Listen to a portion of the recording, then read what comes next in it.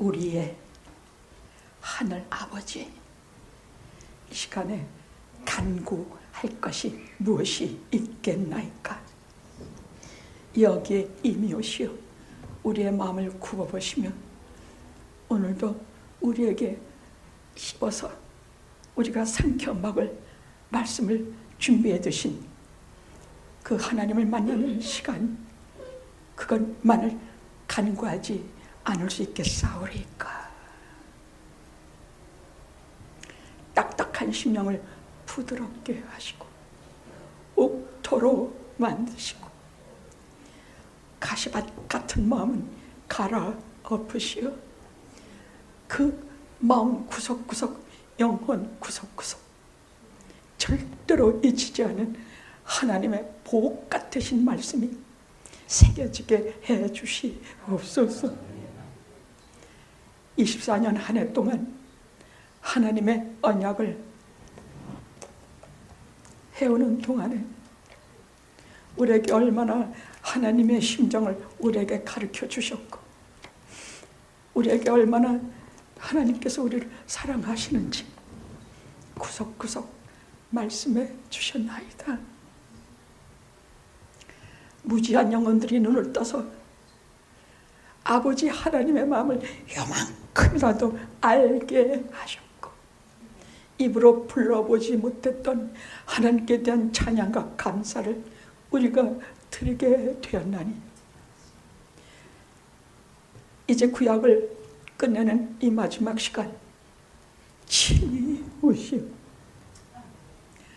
우리의 예배를 받으시고 우리 마음속을 살피시고 우리 신앙과 우리의 영혼 속에 들어오셔서 우리로 하여금 이제 오실 예수 그리스도를 손꼽아 기다리게 해 주시옵소서.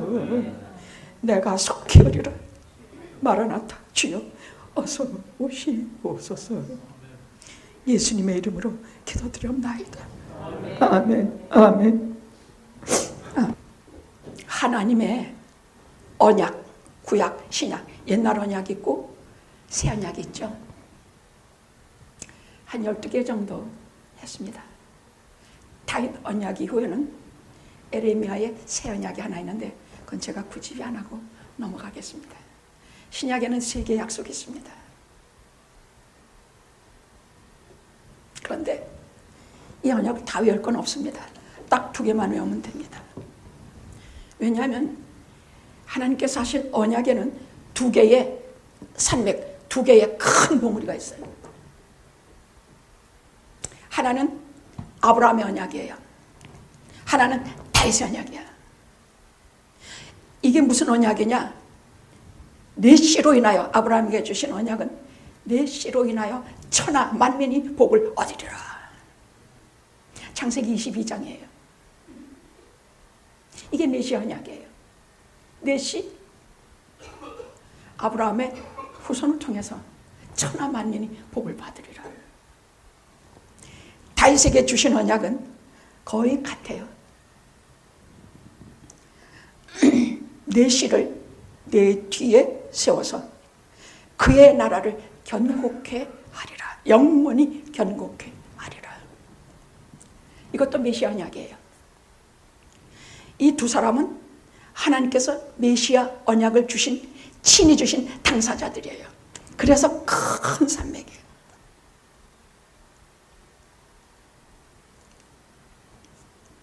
누가복음 1장 22절, 32절에는 주 하나님께서 그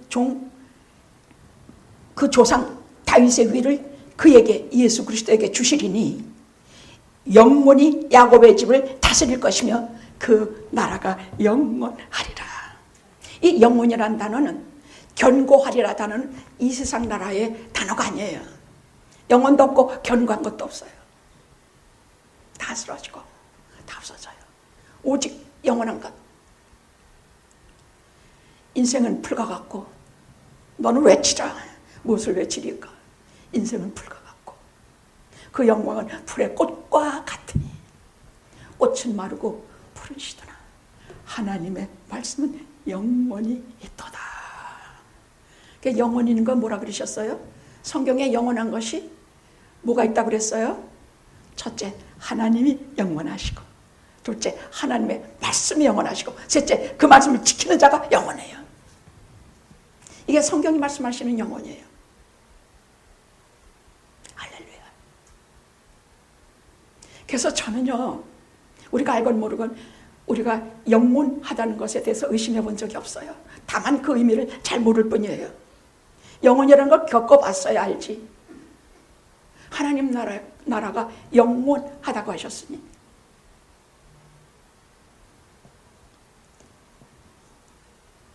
그런데 주님께서 그 약속하신 메시아가 이 땅에 오셔서 뭐라고 말씀하셨느냐? 내가 이 반석 위에 내 교회를 세우리니 음부의 권세가 이기지 못하리라. 죽음이 없다는 얘기야. 내 교회를 통해서는 죽음이 없다는 얘기야.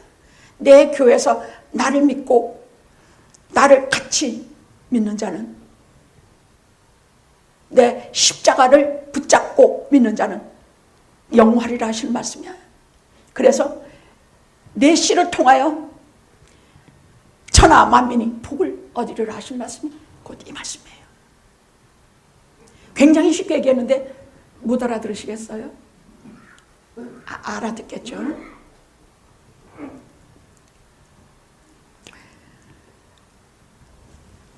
그래서 그 이후로 이렇게 보면 예수 진짜 믿는 사람들이 있어요. 이 땅에 구석 적어 보이지만 아니에요. 구석구석에 참 많아요. 은근히 많아요.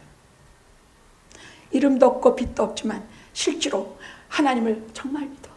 내 아버지로 믿고 내 하나님으로 믿고 나의 주 나의 하나님으로 믿고 내 전부를 드리고 내 생애를 다 바쳐서 그분을 믿는 자들이 구석구석 보이지 않는 곳에 수도 없이 많아. 제가 팔레스타인 예수님 나신 곳을 한 번도 못 가봤습니다만은 사복음서에 수가성을 만난 수가성 여인을 만났던 그 우물자리,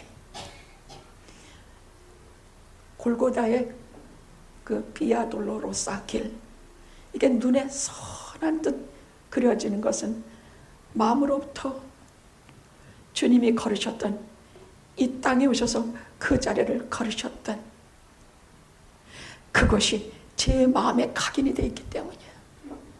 우리가 걷는 고통의 길도 그분이 먼저 걸으셨던 비아 돌로로사 그 길을 이미 걸으셨기에 우리가 걸어갈 수 있는 것이에요. 근심되는 중한짐이 아무리 많아도 그분이 그 길을 걸어가셨기에 우리도 걸어갈 수가 있으니, 우리가 당할 시험만 주신다고 하신 말씀을 그대로 믿어서 어렵고 힘든 세상에 가슴 피고 걸으시기 바랍니다.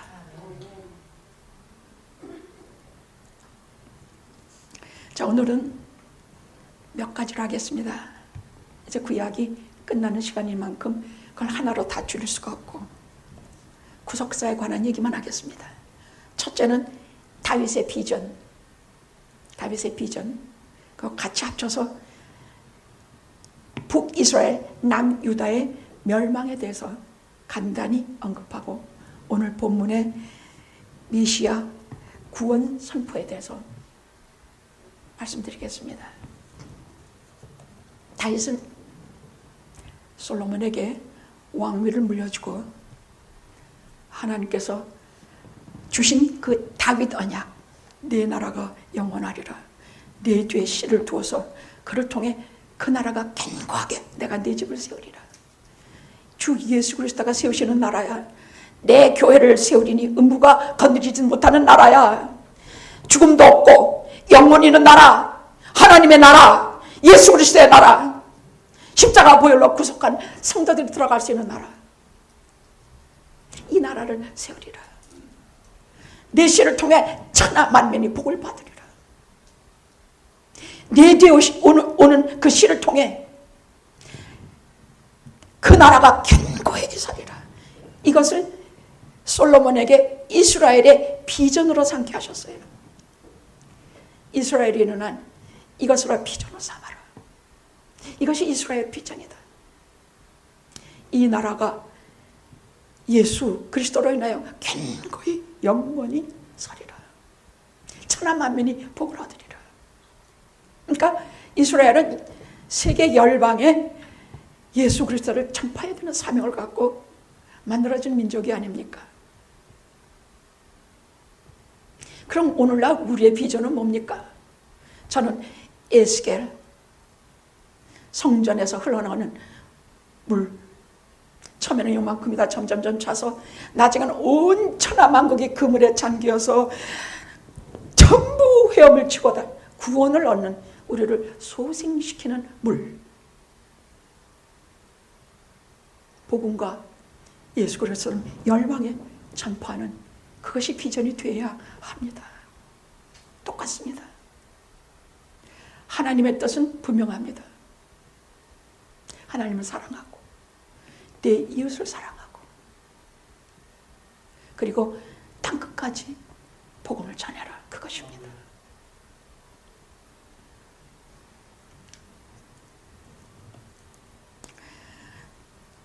솔로몬은 다윗이 전부 준비한 물심양면의 모든 것을 가지고 성전을 건축합니다. 7년 건축하고 낙성식 하던 날, 와, 그 언약궤를 성전에 안치하는 순간에 그 성전에 가득 빛나는 구름이 가득 차고 그 주위를 가득 채워서 제사장들이 자기들의 제사를 수행할 수가 없다고 그랬어. 거기에 바쳐진 제물만 14만 얼마인가가. 이루 헤아릴 길이 없는 많은 속죄가 이루어졌고 번제가 이루어지고 백성들의 하나님 앞에 대한 회개가 그날을 땅을 흔들고 하늘을 흔들었습니다. 우리는 구약 역사를 통해서 뭘 보느냐? 하나님의 살아계심을 봐야 돼요. 하나님께서 친히 개입하셔서 우리에게 말씀하시고 그 나라를 말씀하시고 하나님의 나라를 세우시는 그 하나님의 뜻을 봐야 돼요. 우리 하나님 믿어요, 안 믿어요? 믿어요. 우리 안 믿어요. 많이 안 믿어요. 몰라서도 안 믿고 건방져서도 안 믿고 자꾸만 세상살이에 빠져가지고도 안 믿고. 그런데 이제는 자나깨나 믿지 않으면 하나님 말씀을 한 톨이라도 놓치면 우리가 예수 믿는 것이 허사가 될 확률이 아주 높습니다. 그래서 저는 매일 아침 일어나면 제일 먼저 하나님께 드리는 기도가 오늘도 하나님께 영광 돌리게 해주시옵시고 주의 이름이 온 땅 위에 편만하소서. 제 행위로 인하여 주님 부끄러워지 않게 하시고 제가 부끄러워서 저와 동행하지 아니하시는 일이 없도록 해주시옵소서. 제 마음속에 1%의 사랑을 주께서 아시오니 제가 주를 사랑하나이다.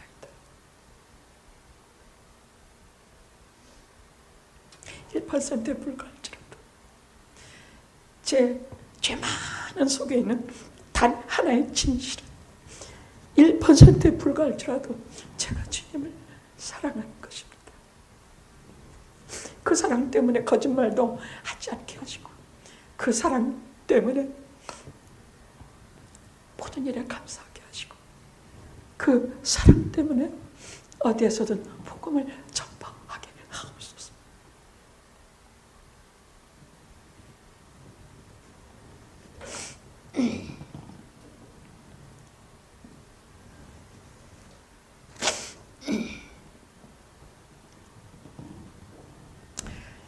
그날 밤에 주님께서 하나님께서 솔로몬에게 내가 네게 무엇을 줄꼬?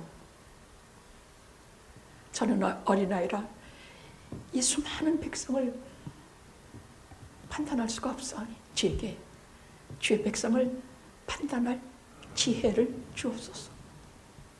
그것이 하나님 마음에 맞은지라 네가 좋은 것을 구했으니, 지혜를 구했으니 내가 부와 또 이 땅의 모든 것까지, 명성까지 더하겠다 하시고, 솔로몬 시대만큼 경제적, 신앙적, 문화적 그렇게 번영의 꽃을 피운 때가 없었습니다. 적도 한 번도 침입하지 않았고, 각 나라에서 이를 불허해서 많은 열왕들이 이스라엘을 구경하러 왔습니다. 그런데 말년에 천여 명의 처첩을 두면서 잘못되기 시작을 해요. 처첩들이 산당마다 거리마다 어디마다 수많은 우상을 세우고 일제히 하나님을 떠나. 저는 요즘 한국의 정치를 보면서요, 탄핵 정국을 보면서 뭐 탄핵도 좋고 다 좋아요. 뭐 좋아. 살 때 그럴 수도 있다 하는 생각인데, 제가 하나 가슴이 찢어지는 것은, 저쪽은 그렇다 치자, 악의 물이라 치자고, 예를 들어 이쪽은 뭐냐, 누가 하나 번뜩하면 배반이야, 누가 하나 번뜩하면 배신이야, 누가 하나 번뜩하면 반역이야. 하나 같아, 하나 같아, 하나 같아. 네? 하나님 앞에 홀로 바로 선 사람의 특징은 정의감이에요. 의로우며, 의인은 믿음으로 산다 하신 것을 성경 전체를 통해서 관통하면서 흐르는 사상이에요. 의인은 우리가 가진 의로운 거 아니야? 뭐 사람에게 잘하고, 뭐 어른에게 예절 바르고, 누구에게 잘하고, 이게 의인이 아니야. 하나님 앞에 죄사함을 받은 자들이 의인이야. 의인은 믿음으로 살아. 예수 그리스도의 보혈의 공로, 예수 그리스도를 믿음으로 사는 것이야. 이런 자가 하나도 없어, 하나도. 어저께인가 그저께는 제 동기들 참 몇 달 만에 목사들 4명을 만났어요. 한 달에 한 번 만났는데 이번에는 좀 시간이 걸렸어요. 야, 여기서 우리 뒤에서 조용히 해라, 조용히 해라, 시시대그리지 말자. 남이 뭐 이러면은 우리 때려 죽일 것 같으냐? 우리도 성명서 내고 우리도 싸우자. 저는요, 한국일보 한면 정면에 광고 내려고 그랬어. 이 불의한 인간들아, 나는 너희가 탄핵을 하든 너희가 뭐라든 그건 상관없다. 이쪽이 저쪽을 탄핵할 수도 있고 저쪽이 이쪽을 탄핵할 수도 있어. 근데 다만 그 불의, 반역, 인간들이 그렇게 보잘것없는 쓰레기 같은 것들이 그렇게 인간이냐?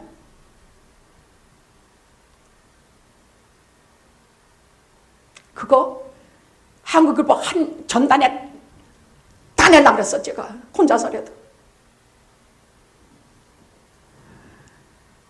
그러나 1년 동안 구약의 하나님의 언약을 상고하고 오늘 여호와 종의 노래, 마른 땅에서 나온 줄기 말씀을 읽다가 펑펑 울었어. 내 혈기도,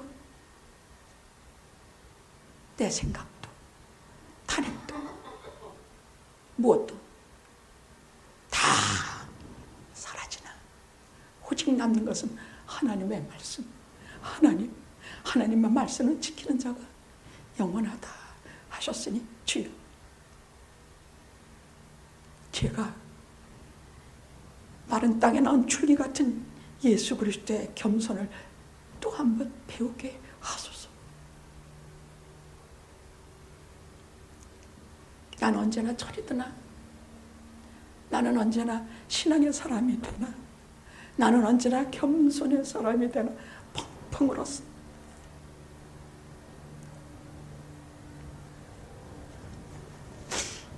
하나님께서 솔로몬 이후에 저들이 쫙 나라가 둘러 갈라져요. 북이스라엘, 남유다로 갈라져요. 북이스라엘은 10지파야. 남이스라엘 유다지파가 주로예요. 근데 여러분 보시면 열왕기, 상하, 역대상 다 보면 북이스라엘은 계속 왕이 쿠데타가 계속해서 쿠데타 죽이고 찔리고 뭐하고 계속 쿠데타, 계속 탄핵이고 나발이고 하나님의 뜻은 막을 수가 없다는 걸 알게 됐어요. 하나님은 패하기도 하시고 하나님은 탄핵시키기도 하시고 하나님 일으키시기도 하시고 하나님의 손이야. 전능하신 손이야. 앞으로 위한 쿠데타가 계속 일어나. 게다가 모든 성읍과 망대에 산당을 세우고 아세라 목상, 바알 숭배, 복술, 사술, 점치는 것, 이게 횡행하니까 여러분 이것들이 횡행하면 어떻게 되니까 양심도 없어지고 이 세상에 하나님 주신 모든 가치관 좋은 것이 다 사라져요. 악독해지고 나빠지고 타락되고 빛이 없어져요. 결국 예수님 오시기 BC 722년에 아수르에게 멸망을 당해서 역사 속에 사라집니다. 북이스라엘 사라져요. 그럼 남유다는 어떠냐? 북이스라엘 남유다 이해하시죠? 응? 남유다는 다윗 왕조예요. 다윗 왕조야. 다윗 왕조는 북이스라엘이 그 꼴 당하는 걸 보면 참조해야 될 거 아닙니까? 똑같이 그러. 지네도 아세라 목상 우상 절하고 뭐하고 그리고 바벨론 느부갓네살에게 망해요. 다른 건 다 점령했는데 예루살렘 하나만은 1년 반 동안 죽어라 하고 쳐도 점령이 안 되니까 느부갓네살이 너무너무 화가 나가지고 성전과 왕궁을 약탈하자마자 거기 불을 지르고 거기 성전에 쓰이던 하나님의 거룩한 모든 집기 다 부시고 깨부시고 지네 나라로 가져가고 수많은 사람, 마지막엔 왕의 두 눈을 파서 그 똑똑한 사람은 다 끌고 가고 왕은 처참한 일을 당합니다. 이 세상의 역사를 보시면서 하나님의 역사를 봐야 돼요. 하나님의 역사가 없으면 두려워할 줄을 몰라.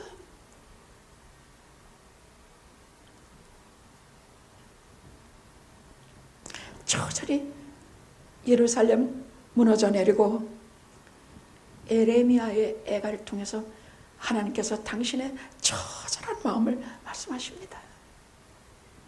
밤새도록 애국하니 위로하는 자 없고 다 배신하고 내 눈에 눈물이 물같이 흐르며 지나가는 자여 너희에게는 관계가 없는가? 너희에게는 이런 근심 같은 근심이 없는가? 아니요, 있습니다. 제게도 있습니다. 우리하고 관계가 없다니요. 불의와 배신과 음모가 악독이 판을 치는 것에 흐르는 눈물이 있는 자가 여기 있나이다.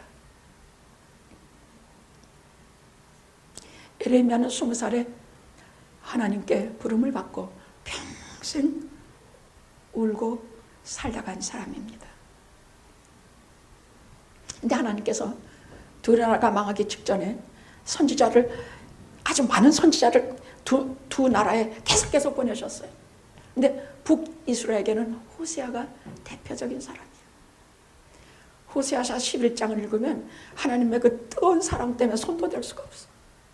그냥 너를 어려서부터 내가 걸음마를 시키고 내가 너에게 무엇을 두면 에브라임아 내가 너를 어찌 잊겠느냐.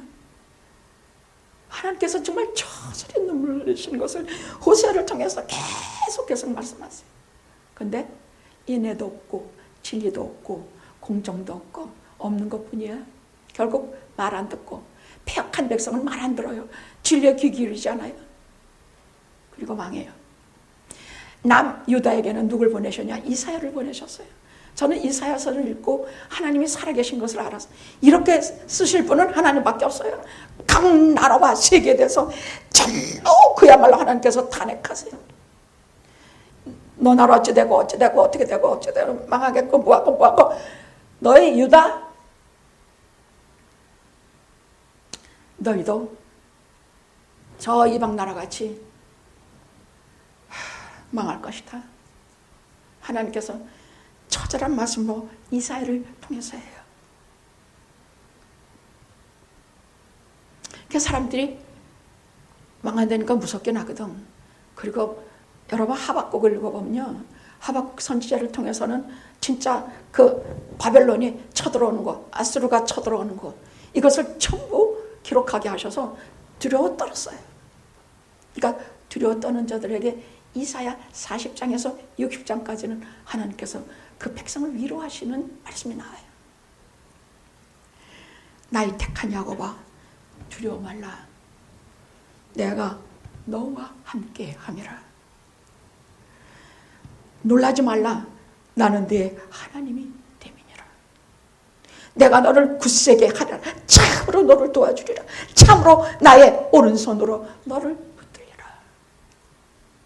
이거 하나만 떼다가 우리 좌우명으로 삼아서 걸어놔도 충분한 말씀입니다. 이사야 44장 8절에서 10절입니다.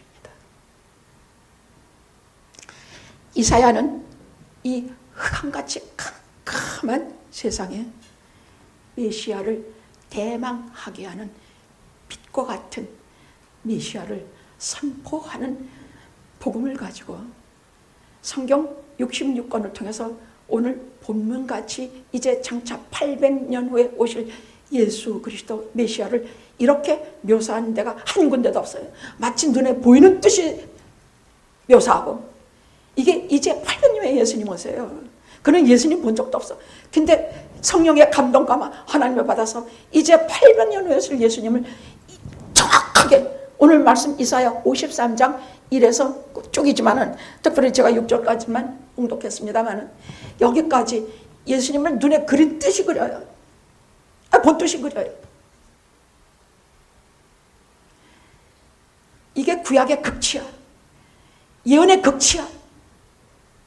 예수 그리스도를 이렇게 대놓고 묘사한 것은 어디에도 없어요.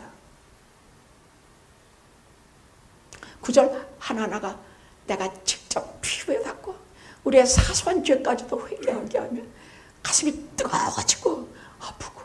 뭐 아파? 들으면 이 말씀, 이게 어떤 복음인지 들으면 아마 마음이 아프고 들으면 마음이 기쁘고, 여호와 종의 노래 이사야 53장을 통해서 우리가 비로소 참된 회개, 참된 기쁨, 예수 그리스도가 다시 오실 재림하실 그날을 손꼽아 기다리게 될 것입니다.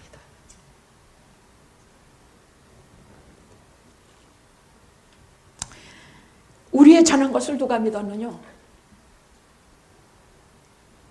여호와의 팔이 누구에게 나타났느냐? 우리의 전한 것이 누구? 메시아 오시리라 하는 것이야. 그건 누가 믿었어? 아무도 안 믿었다고요. 근데 믿어도 지네들이 좋은 것만 믿어서 아주 그냥 전능하고 강하고 정치적으로 최고인 삐까번쩍하는 메시아가 오실 줄 알았다는 얘기야. 그게 이사야 9장에 나와요. 그러나 실제로 예수님을 표현할 때 강한 메시아는 이사야 9장에 나오고, 연약한 마른 땅에 나온 줄기 같은 메시아는 53장에 나와요. 예수님은 두 가지가 다예요. 전능하신 하나님이요, 묘사요, 기묘자요, 전능자라. 그 하나님과 연약한 마른 땅에 나온 줄기 같은 예수님, 이 두 분이 다 예수님이에요. 근데 그들은 9장에 나오는 그 예수님만 저들은 바랬어. 전능하고 모사여, 기묘자여, 최고야, 이런 분만 기다리면서 저들은 모든 사람을. 그런데 누가 우리에게 우리의 전한 것을 누가 믿었느냐? 53장 1절입니다. 여호와의 팔이 누구에게 나타나느냐? 여호와의 팔이라는 것은 전능을 나타내요. 하나님의 개입을 나타내요. 그 여호와 하나님이 개입하시고 하나님이 전능하신 하나님이 누구에게 나타나느냐? 누구? 주 앞에서 연한 순 같고 마른 땅에서 나온 이렇게 연한 순 같은, 여러분 보십시오. 우리가 보기에 흠모할 만한 아름다운 것이 없어. 모양도 없고 고운 모양도 없고 풍채도 없고 아름답고 흠모할 만한 것이. 여러분 실제로 예수님은요, 뭐 잘생겼다 못생겼다, 예수님 얼굴이 어떻게 생겼는지는 모르겠습니다만은 사람들이 막 여기 있나? 사람들이 뭐 서양 잘생긴 남자 얼굴을 붙여가지고 예수님이라 생각하는 마음대로 하십시다. 여기에 나오는 마른 땅의 연한 순 같은 예수님은 그런 모습이 아니에요.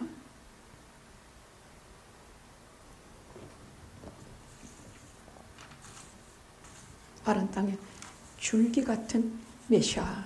좀 얘기해 봅시다.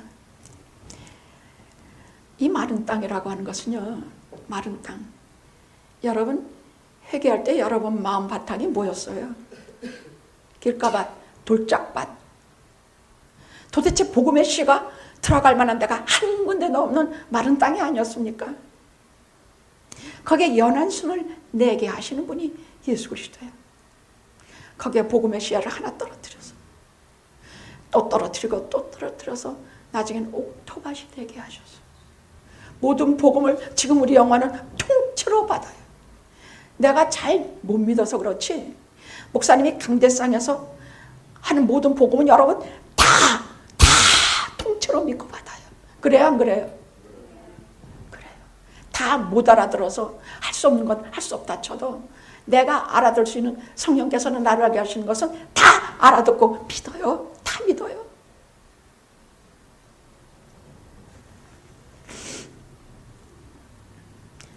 인간적인 혈통으로도 마른 땅이야. 예수님은 다 쇠락한 가문, 다윗의 후손이라 하지만 쇠락한 가문이야. 목수인 요셉, 촌부에 불과한 마리아. 또 그때 예수님이 태어나신 그 민족, 유다 민족으로 말하면 로마인에게 핍박을 많이 받아서 유대 민족은 아주 죽은 민족이나 같았어. 여러분 겉으로만 그랬냐? 속은 더 썩었어. 사두개파, 바리새파, 서기관 이들이 그 나라의 신앙의 어른이요, 정치의 어른이요, 거기에 그 나라의 기둥이라고 했는데 사두개파는 어땠냐? 내세웠다고야. 내세웠대. 그러면 계대법을 할 때 저기 첫째가 아들이 죽으면 둘째가 그 형수에게 장가들어서 자식을 잊게 되는 계대법이라는 게 있어. 그럼 마지막 아들에게 다 시집간 그 여자는 천국에서 누구 마누라가 되겠습니까? 이따위 소리만 주님께 물었어. 그건 내세가 없다는 인간들이거든. 그러니까 주님께서 말씀하시기를 천국에는 시집가고 장가가는 일 없다. 다 영원이다. 주님 오실 때가 육체가 그때는 없어. 지금 우리가 천국에 가가지고 그럼 다 영혼밖에 없어요. 육신은 땅에 묻어서 주님 오신 날 육신도 다 같이 부활해요. 지금은 영혼밖에 없어요. 육신은 다 땅에 썩어요. 근데 난 그것도 좋아.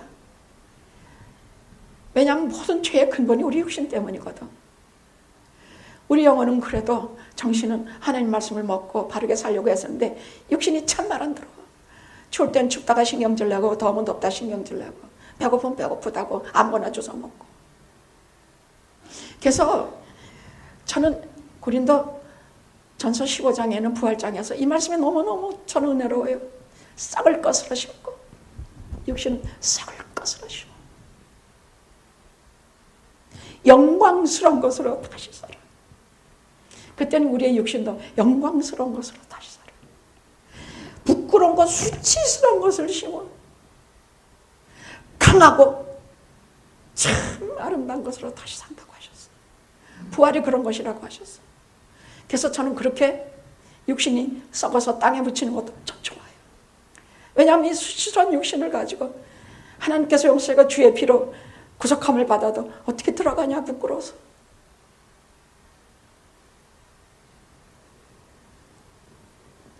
그때의 바리새인들은요 얼마나 위선과 교만. 마태복음 22장은 저들을 탄핵하는 예수 그리스도의 말씀이 뼈아프게 이 독사의 자식들아. 사순절에 하겠습니다. 구구절절히 말씀하고 계십니다. 수금으로 노래하던 다윗의 시동 한 개도 없어. 에레미야의 통렬한 애통도 없어. 이사야의 장엄한 예언도 없어. 요나와 학개에 회개하라는 외침도 없어. 사람의 마음을 꿰뚫는 설교자도 없어.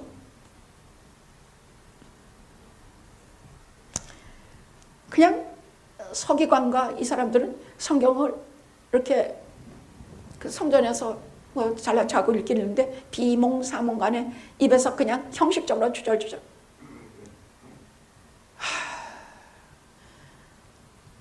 제가 목사 되고요, 하나님께 간절히 말씀드리는 거 하나 있어요. 저 제발 형식적으로 설교하지 않게 하시고, 하다가 설교하다가 할 말이 없어지지 않게 해주시고, 성경 66권을 10바퀴를 돌아도 할 말이 충만하게 하시며, 생수가 흘러 넘치게 해주셔서 온 교인이 수만 명이 몰려와도 다 먹고 남는 생명, 생수가 영화에 흐르게 해 주시옵소서. 이 세상 서늘날까지 이 티끌 같은 종의 말씀을 통해서 하나님의 자녀들이 회개하고 하나님께 돌아오게 하시고, 잃었던 신앙을 찾게 하시면 영광의 그날까지 참게 하소서. 억울해하지 말고, 억울해도 죄를 짓지 않게 하시고, 하나님의 말씀으로 승리하여 이 땅에서 어디에 내 사람이 있는가 찾으실 때 여기 있나이다, 영화가 여기 있나이다 하게 하소서. 전 정말 간절히 그렇게 바랍니다.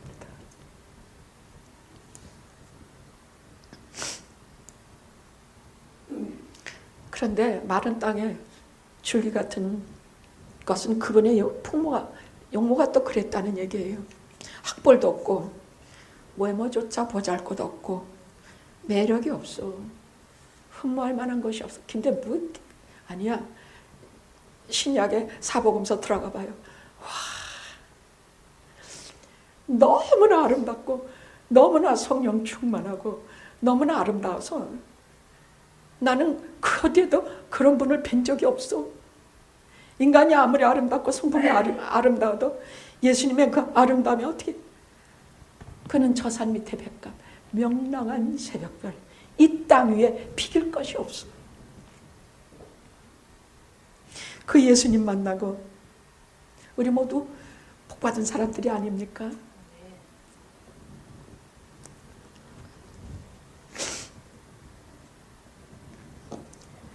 고운 모양도 없고 보기에 흠만할 만 아름다운 것이 없으니까 사람들이 어떻게 되었다고? 고단 보십시오. 3절 다 같이 봅시다. 시작. 그는 멸시를 받아서 사람에게 실어버린 바 되었으며 강꼴을 많이 겪었으며 질고를 아는 자라. 마치 사람들에게 얼굴을 가려고 보지 않음을 얻는다 같아서 멸시를 당하였고 우리도 그를 귀히 여기지 아니하였도다. 여기서 간고라는 것은 슬픔이에요. 질고라는 것은 병이야. 그가 병을 많이 알았다는 것이 아니라 세상에 이 땅에 살면서 우리들의 병을 몸소 다 아시는 분이 되셨다는 얘기야. 간고라는 것은 슬픔이에요. 그의 짧은 인생은 정말 슬펐어. 집도 없고 언제나. 그래서 저는요, 예수님이 눈물을 흘리셨다는 것이 신약에 한 3번 나오거든요. 그것을 보면서 아무리 하나님의 아들이라 그래도 이분의 고독함과 이분의 그 질고 슬픔을 주여 우리도 알게 하옵소서. 세상에서 제일 갑갑한 사람은요, 다른 사람의 슬픔과 질고를 도무지 이해하지 못하는 사람이야. 내가 감기 들었다 하면 들었나 보다 휙 지나가 버려. 여러분, 말이 감기지 그 감기 한번 들어보세요. 우리 신 권사님 요즘 뭐 어떻게 해서 병원에 입원하셨다는데 나이가 90 넘었으니 그러겠지 뭐. 90 넘었는데 안 아프겠습니다. 기딴 소리 마라. 90 아니라 190세 돼도 아픈 건 아픈 것이야. 그러면 아파하고 동정할 줄 알고 나와 같은 것으로 이해해야 되는 거 아니냐.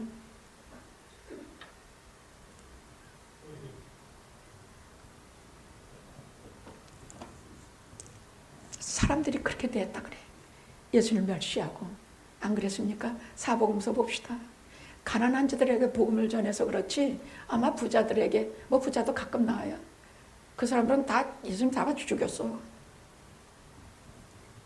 자, 그리고 중요한 건 4절 5절은 아주 백미입니다. 4절 시작. 그는 실로 우리의 질고를 지고 우리의 슬픔을 당하였거늘 우리는 생각하기를 그는 징벌을 받아서 하나님께 맞으며 고난을 당한다 하였노라.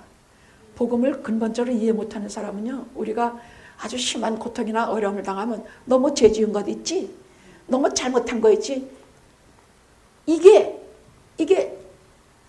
아주 죄를 지으면 화를 당한다, 좋은 일 하면 복을 받는다, 이 사고밖에 없어. 좋은 일 하면 복 받는다? 무슨 좋은 일을 그렇게 많이 하는데 죄 지으면 벌 받는다? 그건 맞아요. 그렇지만 복음에는 그렇지 않아요. 회개하기만 하면 다 용서 안 받고 하나님의 자녀가 되는 최고 축복을 누리는 것이에요. 복음이 그런 것이야.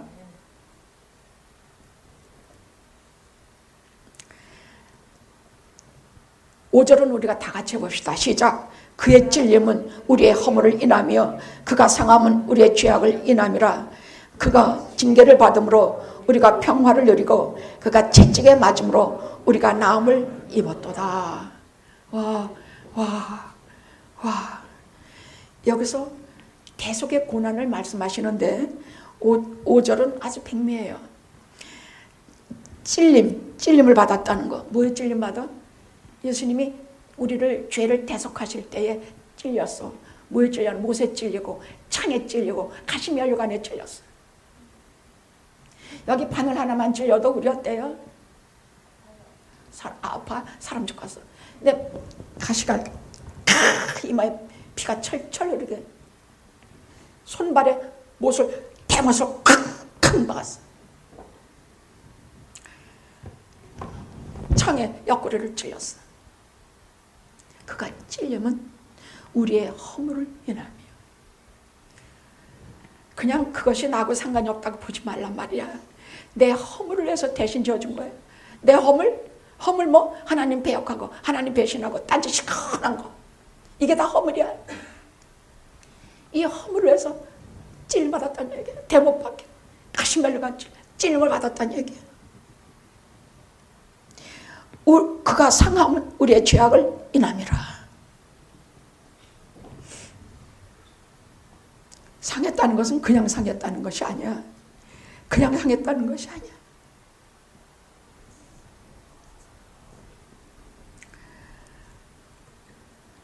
뼈가 부서지는 상함이야. 그냥이 아니야. 뼈가 부서지는 상하는 것이야. 징계를 당했다는 것, 하나님과 관계 회복을 위해서 대신 징계받음으로 우리가 구원받았다는 얘기야. 대신 받았다는. 가장 중요한 단어가 대속이에요. 대속. 대신 받았다. 대신 속죄하셨다. 그래서 마지막에 채찍에 맞음으로 우리가 나음을 입었도다. 이 말씀은요, 우리가 그냥 이렇게 들을 말씀이 아니야. 이 말씀에 웃기도 하고 울기도 하고 바닥에 넘어져야 될 말씀이야. 채찍에 맞으면. 채찍 39대를 로마 군정에게 맞은 것뿐이, 물리적인 그 무지막지한 몇 분이 아니에요. 39대 좋아하네. 수십 대 때로 얼마나 맞았는지 몰라. 그런데 그것뿐이 아니야. 눈에 보이지 않는 하나님의 채찍, 온 인류를 향해서 내리치시는 채찍을 그가 다 온몸으로, 온 영으로 다 맞으셨어. 다 맞으셨어. 채찍에 맞을 때 그 무지막지한 하나님의 채찍, 군병들의 채찍, 인간들의 채찍 다 맞을 때에 누가 내 죄를 대신해서 맞으신 것이기 때문에 채찍을 맞을 때에 우리가 나음을 입은 게 뭐야? 첫째, 내 죄가 나음 입었어. 다 없어져 버렸어. 채찍을 맞으실 때 내가 굳은 마음, 하나님 미워하는 마음이 다 없어져 버렸어. 뼛속까지 반역하는 마음 다 없어졌어. 무감각하고 하나님의 말씀을 슬슬 비웃던 거 다 깡그리 사라졌어. 우리가 나음을 입은 게 뭐? 돌짝박 같은 마음, 의심하는 마음, 불신하는 마음, 미워하는 마음, 이게 깡그리 그분이 채찍 때 막으심으로 저는 이 뒤에 있지. 우리는 이 뒤에 있어. 나를 내리치려고 하실 때에 막으셨어. 몸으로 막으셔서 내가 나음을 입었도다. 내 죄도 나음을 입고 내 병도 나음을 입었다 그러셨어. 병도 나음을 입고 마음의 병, 육신의 병, 이 땅에 가지는 모든 아픔, 허물 이걸 다 대신 막아주셔서 내가 나음을 입은 것이야. 이 말씀은 여기 줄을 100번을 거도 모자라. 채찍에 맞음으로 내가 나음을 입었도다. 뭐가 났냐? 죄, 질병, 의심, 미움, 모든 죄식 이게 다 나음을 입었다 말했죠. 우리가 주님, 제가 죄인입니다. 저를 용서하여 주시옵소서. 무릎을 꿇을 때 하나님께서는 그 시간에 나를 법적으로 너는 죽었다 하셔서 죽었다? 내가 그리스도 함께 죽었으니 그리고 다시 일어나면 이제는 내가 산 것이 아니에요.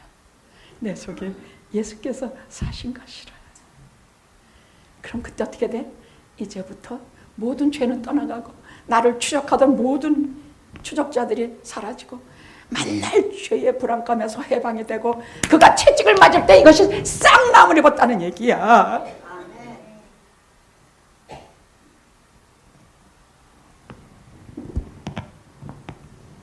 이제 내가 육체 가운데 사는 것은 나를 사랑하사 나를 위하여 자기 몸을 버리신 예수 위에 사는 것이라. 그때부터는 예수 중심으로 살게 돼. 말하지 않아도 그렇게 돼. 채찍 맞음으로 우리가 나음을 입었도다. 뭐가 나았어? 우리가 주님 채찍 맞으실 때 우리 뭐가 나았어요? 죄. 아이고 난 죄만 생각하면 나는 죄만 생각하면 생각하지 않으려고 그래. 뭐가 나았어요? 질병, 우리의 의심, 미움. 왜 그렇게 미운 건 그렇게 많으냐? 우리의 부끄러움, 우리의 다 나음을 입었어요. 제 말 다 알아듣겠지요? 복음의 극치가 여기입니다. 채찍에 맞음으로 우리가 나음을 입었도다. 우리 인간들의 죄를 일일이 때리시려면요, 우리가 살아남겠습니까? 대신 막아주시는 이가 있어서 이렇게 해가지고 살지 않습니까? 그게 대속이야. 그걸 누가 그렇게 해주셨냐? 하나님의 아들 예수께서 해주신 것이야. 요한복음 마지막 절 이것을 기록하면 너희로 예수가 하나님의 아들이심을 믿고 또 그의 이름을 힘입어 영생을 얻게 하려 함이라.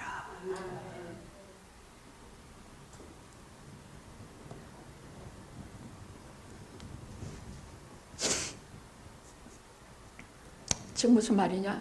우리는 다양 같아서 지못대라는 본성을 우리 모든 죄악을 어떻게 그에게 담당시키셨어. 너나 할 것 없이 다 모든 죄악을 그에게 담당시키셨어. 그래서 모두 예수 그리스도께서 가져가셨어요. 그게 다윗의 언약에서 내가 네 후손들이 율례를 떠나고 죄를 범하면 내가 인생의 막대기와 해초리를 치긴 하겠지만 너희를 패하지는 않겠다 하신 말씀 뭐냐? 그냥 봐주겠다는 뜻이 아니야. 하나님은 공의의 하나님이세요. 무슨 소리냐? 이제 이후에 내 뒤에 올 그 시에게 그 모든 죄악을 다 묻겠다. 그에게 다 감당하게 하겠다. 그래서 구약에서는 오실 메시아를 믿어요. 구원받아요. 그가 내 죄악을 다 담당해서 하나님 그러셨으니까 너희들이 죄를 지으면 버리지 않겠지만은 그 죄를 어떻게 내가 그냥 두진 않지. 그것을 내 시가 뒤에 오는 메시아가 내가 그에게 너희들의 모든 죄를 다 담당시키겠다. 그래서 구약이건 신약이건 구약에서는 오실 메시아를 믿어야 구원 얻고 신약에서는 오실 메시아를 믿어야 구원 얻어요. 아멘, 아멘. 그러니까 철저히 가난하시고 철저히 비천하시고 철저히 짓밟히시고 비참하게 주신 메시아, 그 애끓는 하나님의 사랑, 성자의 사랑 잊지 맙시다. 잊지 맙시다. 자, 그럼 구약은 어떻게 끝나는가? 구약은 어떻게 끝나? 말라기가 구약의 마지막 성경인데요. 말라기 1장 1절에서 5절은 뭘로 끝나느냐? 내가 너희를 1500년간 사랑했다. 그 뭐라 그러냐? 참 고개 쳐들고 뱀대가리 같이 쳐들고 우리를 어떻게 사랑하셨나이까? 그렇게 끝나요. 우리를 어떻게 사랑하냐? 대제사장들아, 너희가 나를 멸시했다. 우리가 어떻게 하나님을 멸시하였나이까? 모질해. 그 백성들에게 내가 너희를 우리를 어떻게 사랑? 여러분, 우리 살다가 하나님께 그럴 수 있죠. 하나님께서 목사님 맨날 우리를 사랑하신다 그러면 하나님이 나를 어떻게 사랑하셨는데, 예수님이 나를 어떻게 사랑하셨는데, 하나님께서는 쓸쓸하게 구약을 마감하시면서 400년간 조용히 침묵하세요. 아무 대답도 안 하세요. 400년간은 아무 말씀도 없고 선지자도 없고 세상이 죽은 것 같았어요. 근데 하나님께서는 그 400년 동안에 이 백성의 수도 없는 제국들에게 고통을 받게 하세요. 바벨론 제국, 페르시아 제국, 헬라 제국,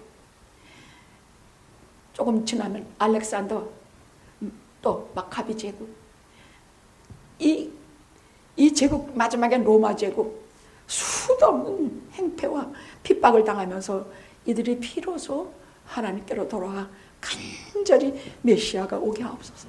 메시아로 오게 하옵소서. 우리에게는 메시아가 필요합니다. 메시아여 오시옵소서. 하나님은 메시아를 준비하시고 서기 공년에 예수님이 이 땅에 오십니다. 이 땅에 보내십니다. 우리는 지금 이 땅에 다시 오실 주님을 기다립니다. 대감절은 그것입니다. 이 험한 세상 속에서 내가 진실로, 요한계시록 마지막은 내가 진실로 속히 오리라. 아멘. 주 예수여 어서 오시옵소서. 마라나타.